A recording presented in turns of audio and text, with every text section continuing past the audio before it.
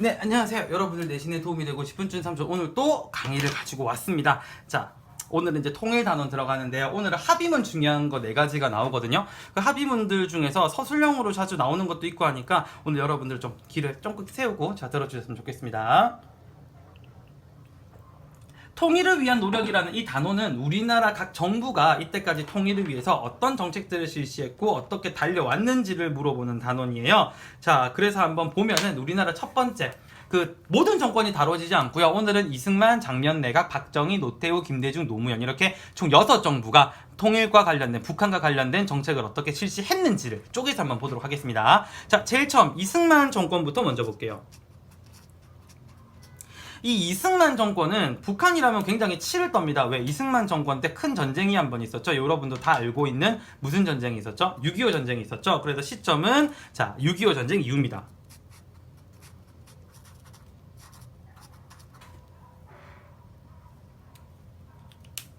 자, 이승만 정권은요, 이승만 대통령 같은 경우는요, 6.25 대통령 때 심지어 뭐까지 반대했냐면 휴전협정까지 반대를 했어요. 무조건 북쪽으로 밀고 올라가서 나라를 어떻게 하자, 통일을 시키자, 북진 통일을 주장했던 사람이고요.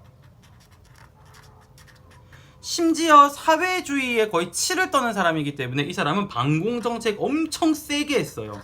근데 문제는 우리만 이런 생각을 하고 있었던 게 아니라 북한도 북한 남한을 밀어붙여서 전쟁으로 통일시켜야 된다고 해서 얘네들도 적화 통일을 주장을 합니다. 쉽게 말해서 이승만 정권 때 북한하고 우리는 눈만 뜨면 그냥 어떻게 으르렁 되고 있었던 상황인 거예요. 통일이 오기에는 아예 그냥 글러튼 시대라고 보시면 됩니다. 자, 그러다가 이승만 정권이 끝나고 우리가 누구 정권이 들어서게 되죠? 그죠? 장면 내각이 들어서게 되죠? 자, 장면 내각 때는 어땠는지 한번 봅시다. 그럼 우리는 이게 뭐가 있었던 이유죠? 4.19 이후겠죠, 그죠? 자, 이때는 이승만 정권하고 결을 반대로 하는 정권이기 때문에 이런 분위기가 아니에요. 이른바 뭐를 주장하게 된다? 적화 통일이 아니라 평화 통일에 대한 주장은 있긴 했어요. 근데 문제는 평화 통일을 하려면 북한하고 대화가 돼야 된다, 안 된다? 대화가 돼야 되는데 이 정권의 가장 특이한 점은 뭐냐면 평화 통일하다고 주장은 하는데 뭐는 안 한다. 남북 대화는 소극적이에요.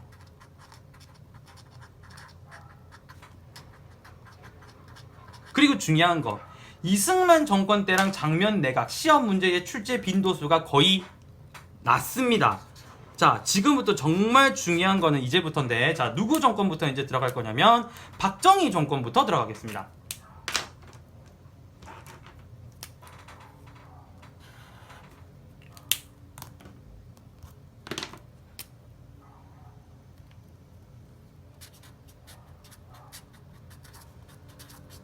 자, 이 박정희 정권은요, 초반하고 60년대 말 뒤쪽으로 나눠서 봐야 되는데, 초반 같은 경우에는요, 박정희 대통령도 군인 출신이라 그래서 엄청나게 강력한 반공정책을 실시해요. 그래서 나라의 가장 중요한 거다라고 얘기해서 반공이 바로 나라의 국시다라고까지 이야기를 했어요. 그래서 아주 강력한 반공정책을 실시하는데 이때 반공정책이 실시될 수밖에 없었습니다. 뭐 판문점 도끼만행 사건이라든지 심지어 간첩 김신조라는 사람이 청와대까지 들어갈 정도로 북한의 무력 도발이 굉장히 극심했어요. 그래서 정권 초반에는 반공을 모토로 해서 박정희 정권이 추진력을 굉장히 얻었는데 문제는 60년대 말부터 발생합니다. 60년대 말에 미국하고 소련이 이때까지 냉전 가지고 난리를 치다가 갑자기 진해 사이가 좋아집니다. 더 이상 싸우질 않는 거죠. 미소 냉전이 완화되면서 우리나라 안에서 실시되던 반공정책이 이른바 갈피를 잃어버리게 돼요. 그래서 반공정책을 더 실시하는 게 국제적 명분도 없어질 뿐더러 전 세계적 분위기도 자유주의와 그 다음에 사회주의가 더 이상 싸우는 분위기가 아니다 보니까 우리도 그렇게 분위기에 휩쓸려 갈 수밖에 없었던 거죠. 이제 그렇게 되면서 제일 먼저 실시된 게 여러분들 그 국제시장 영화 보면은 중간에 그 잃어버린 동생 찾는다고 막 피켓 들고 막 하는 거 나오잖아요. 그죠? 우리가 그거 뭐라고 여러분 학교에서 배웠어요? 이산가족 찾기. 그죠? 이산가족 찾기를 합니다.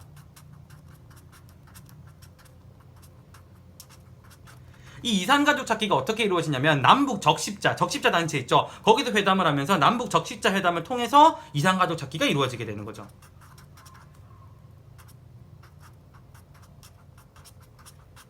남북 적십자 회담.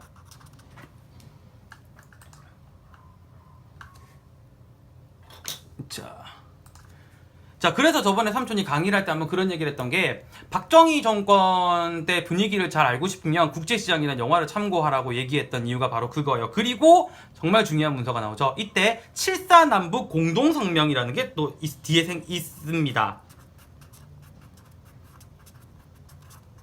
이 7.4남북 공동성명 같은 경우에는 여러분 시험에서 어느 부분에서 잘 걸고 넘어지냐면 서술형으로 잘 걸고 넘어지는데, 왜 길게 쓰는 서술형 말고 단어 짧게 3개 쓰는 서술형 있죠? 그런 거로 많이 나오는데, 이 남북 공동성명 내용 안에 뭐가 들어가 있냐면은 통일 3대 원칙이라는 게 들어가 있어요.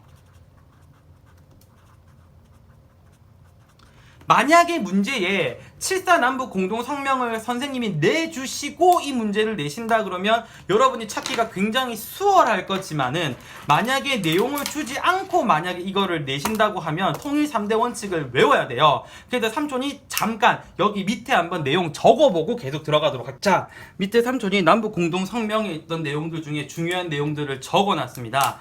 자, 우선 내용을 살펴보면 어떤 내용들이 나오냐면요. 자,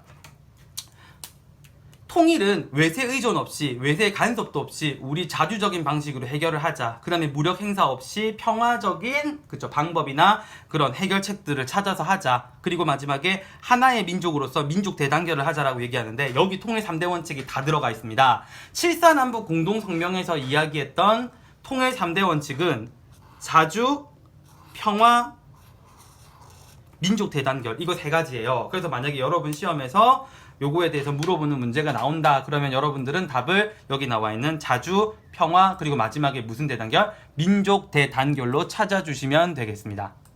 자, 박정희 정권 다음에 그 다음에 이제 우리가 통일 얘기가 나오는 정권이 누구 정권 이야기가 나오냐면요, 노태우 정권 이야기가 나옵니다. 카드 치고 넘어갈게요.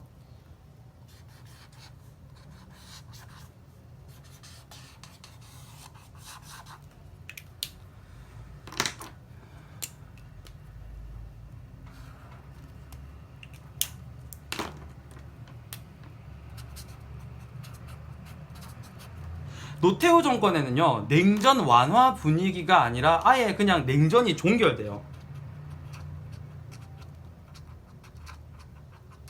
뭐 결국엔 소련이 박살나가지고 러시아로 바뀌어버리게 되니까, 그렇게 되니까 우리가 더 이상 북한하고 싸울 이유나 의지가 전혀 없어져 버리는 상황이 되는 거죠. 그러면서 이제 남북이 유엔에 동시 가입합니다.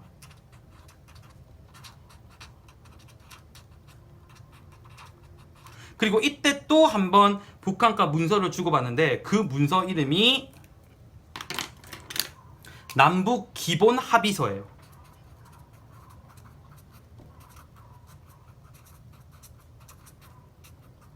문제는 시험에서 남북 기본 합의서의 내용을 보고 이 내용이 어떤 내용인지를 또 해석하는 문제가 나오거든요. 그러면 삼촌 남북 기본 합의서 또 적고 다시 오도록 할게요. 자, 그러면 노태우 정권 때 있었던 남북 기본 합의서의 내용을 보면은 서로 상대방의 체제를 뭐하고 뭐한단 말이 나온다. 체제를 인정하고 존중한다는 이야기가 나와요. 그러니까 서로 싸우지 말자. 내가 너의 존재를 인정하고 너도 나의 존재를 인정하자. 남북 화해하자라는 이야기입니다. 두 번째, 상대방에 대해서 뭐를 사용하지 말고, 무력 사용하지 말고 무력으로 다른 나라를 서로 침략하지도 말라. 그러니까 무력 쓰지 말자는 거야. 침략하지 말자는 거예요. 그러니까 서로 상방 간에, 상호 간에 침략을 하지 말자. 불가침. 원칙을 세웠고요. 그 다음에 뭐 자원 공동 개발하자, 민족 내부에 교류하자, 경제 교류하자, 물자 투자하자, 합작 교류하자, 이런 식으로 남북으로 서로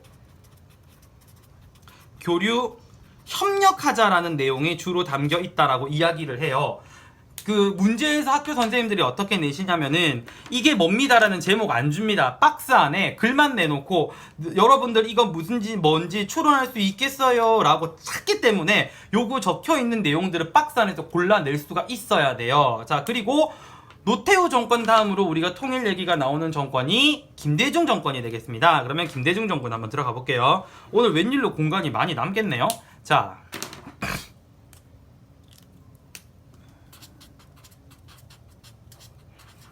남북 교류에 있어서 그 이 김대중 대통령 정권은 이야기를 안 하고 넘어갈 수가 없는 게, 첫 번째, 김대중 대통령 때 햇볕 정책이라는 것을 실시하죠. 이른바 이걸 두고 우리가 대북 화해 협력 정책이라는 말을 쓰는데, 이 햇볕 정책을 통해서 북한에 대한 많은 투자들이 이루어지고, 그 다음에 제일 중요한 남북 정상회담이 실시되게 됩니다.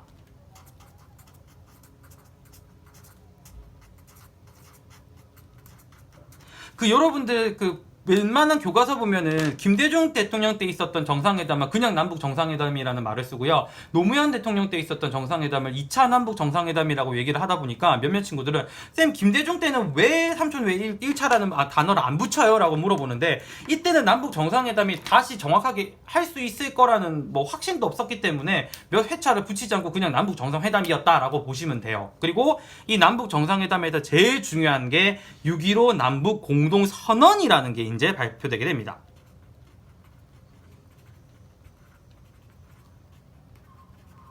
자, 이 6.15 남북 공동선언, 여러분들 요거 또 내용을 알아야 될까요? 몰라야 될까요? 이거는 내용 무조건 알아야 돼요. 시험에 굉장히 자주 나오기 때문에 여러분들 요거 알아두셔야 됩니다. 자, 그러면 한번 다시 적고 올게요. 자, 6.15 남북 공동선언서 내용을 몇 개를 적었습니다. 자, 첫 번째 내용은 남북 통일 문제는 우리 민족끼리 힘을 합쳐, 이런 내용이 나와 있고요. 두 번째는 남한의 연합 제안과 북한의 낮은 단계의 연방 제안이 뭐 이렇게 어쩌다 얘기 나와 있고, 그 다음에 세 번째, 자, 가족 친척 방문단 교환과 비전형 장기수 문제에 대해 적어놨고, 네 번째, 경제 협력을 통해 민족 경제를 균형적으로 발전 어쩌고저쩌고 이렇게 적어놨죠. 일단 6.15 남북 공동 선언입니다라고 도장을 쾅쾅 찍는 단어들이 뭐냐면, 여기 나와 있는 우리 민족끼리 힘을 합쳐, 가족 친척 방문단, 그 다음에 비전형 장기수, 요런 단어들이 지금 이 문제는 남북 정상회담 6.15 공동 선언서와 관련된 내용 입니다 라고 지금 이야기를 하고 있는 거예요. 자, 요거 1번, 3번은 요거를 찾아내는 힌트를 가르쳐 준 거고요. 안에 내용에서 이제 여러분 2번하고 4번을 봐야 되는데, 여기 나와 있는 남한의 연합 제안과 북한의 낮은 단계의 연방 제안이라고 얘기하는 게 우리가 통일해서 국가를 어떻게 운영할지에 대한 방법에 있어서 두 나라의 생각이 크게 다르지 않다라는 걸 확인한 거기 때문에, 요거를 두고 남북 통일 방안의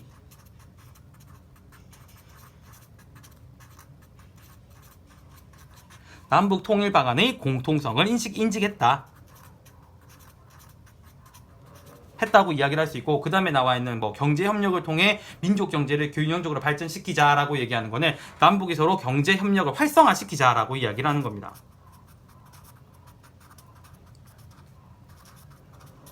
솔직히 뭐 우리 남한이 가지고 있는 이 기술력과 인프라들, 이런 것들과 북한이 갖고 있는 저렴한 노동력, 그리고 천연자원을 합치게 되면은 사실 우리가 뭐 어마무시하게 힘을 발휘할 수 있는 나라예요. 사실 우리나라는 아직 각성을 안 했어요. 우리가 통일을 해야 되는 가장 큰 이유 중에 하나가 뭐냐면, 우리 조상들이 물려주신 이 훌륭한 영토를 이렇게 비효율적으로 더 이상 쓰면 안 됩니다. 그래서 통일을 해서 우리가 더 세계에서 선한 영향력을 끼칠 수 있는 BTS처럼 그런 국가가 되어야 되기 때문에 빨리 통일이 되어야 한다고 이야기를 할 수 있겠습니다. 그리고 마지막, 김대중 정권 다음에 있었던 노무현 정권에 대한 이야기를 할게요. 통일 관련된 단원이나 북한 관련된 단원에서는 노무현 대통령 정권이 끝이라고 보면 되거든요. 이 노무현 대통령 때도 또 누구랑 만난다? 김정일하고 만나죠. 그러면서 제2차 남북 정상회담이 이루어집니다.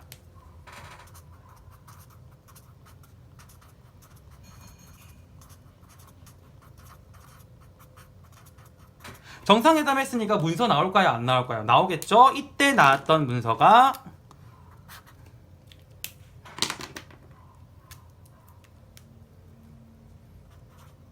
14, 요거 아닙니다. 남북 공동 선언이 되겠습니다. 자, 그러면 14남북 공동 선언서 내용 잠깐 정리하고 계속 보도록 할까요? 자, 14남북 공동선언 보겠습니다. 14남북 공동선언도 초반에 보면 어떤 내용이 나오냐면 6.15 공동선언을 고수하고 6.15 공동선언을 변함없이 이행하며 이런 말이 나와요. 그래서 여기 첫 번째 있는 내용들은 뭐냐면 요 앞에 김대중 대통령 때 있었던 6.15 남북 공동선언을 어떻게 하자는 겁니까? 무시하자는 겁니까? 아니면은 계승하자라는 이야기입니까? 계승하자라고 이야기를 하는 거예요. 그래서 노무현 정권 때 그 대북 정책에 대해서는 김대중 정권을 계속 이렇게 따라간다라는 말이 나오고요. 그 다음에 경제 협력, 민족 경제의 균형적 발전과 공동 번영을 위해 경제 협력을 하자. 그럼 남북이 계속 협력하자는 거다, 그죠? 그 다음에 민족의 유구한 역사와 우수한 문화 이렇게 해서 계속 섞자라고 얘기하는 거라서 여기 두 번째, 세 번째 조항이 하고자 하는 이야기는 뭐냐면 뭐 경제라든지 아니면 그 기타 협력적인 부분에서 교류와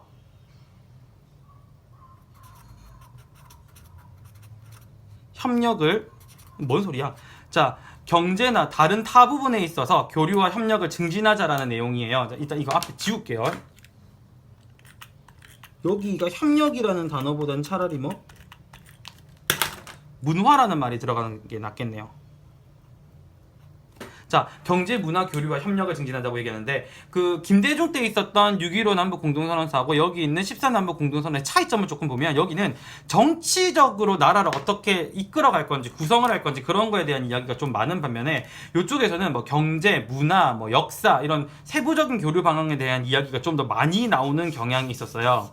사실 개인적인 생각으로는 북한하고 우리의 관계가 사실 좋지만은 않죠. 우리가 이렇게 정성 들여서 밥상 차려놓고 하면은 왜 드라마에 보면 그렇잖아요. 열심히 일해가지고 부인이 돈 모아놓고 열심히 살고 있으면 한 번씩 술이 떡이 된 후에 신랑이 들어와가지고 상 뒤집으면서 밥 갖고 와! 이러는 그런 드라마들 있잖아요. 약간 그런 드라마 보는 느낌이 들기도 하지만 그래도 미우나 고우나 한 식구고요. 우리가 힘을 합쳤을 때 너무나도 큰 시너지 효과가 있고 또 그 가슴에 전쟁 때문에 갈라져서 가족을 보지 못하는 그런 아픔들도 무시할 수 없는 거기 때문에 우리가 통일을 해서 같이 힘을 합쳐서 잘 살 수 있는 그런 바탕들을 마련을 했으면 합니다. 자, 통일을 위한 노력 여기까지 마무리를 지었고요. 자, 그 다음에는 우리 한국 현대사 마지막 단원에 대한 이야기죠. 애증의 나라. 애증도 아니에요. 솔직히 요새 하는 집 보면 정말 한 대 주워받고 싶어서 그 정신나간 옆나라가 주장하는 정신나간 소리에 대한 이야기로 다시 찾아뵙도록 하겠습니다. 자, 오늘 여기까지 마치도록 하겠습니다. 항상 최선을 다하고 있는 우리 친구들 곧 최고가 될 것 같네요. 너무 멋있습니다. 오늘 강의 여기까지 진행하도록 하겠습니다.